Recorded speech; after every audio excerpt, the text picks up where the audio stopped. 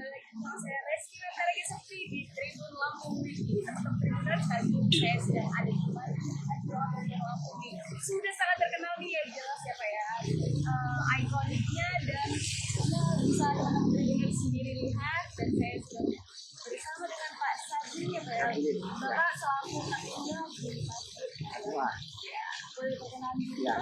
Bismillahirrahmanirrahim. Assalamualaikum warahmatullahi wabarakatuh. Nama saya Sabili Fikri. Kebetulan saya sekarang diamanahi Kabupaten tahun 2022. Ya, terima kasih nih kawan-kawan dari Silaturahim. Kalau saya menyebutnya ini bukan wawancara lah, silaturahim lah ya.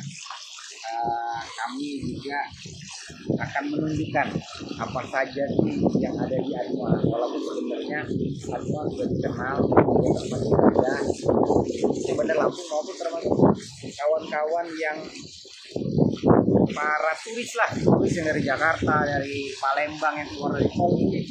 Jadi pilihan utamanya untuk melaksanakan ibadah sholat. Kalau mau melihat lebih indahnya itu di malam ya.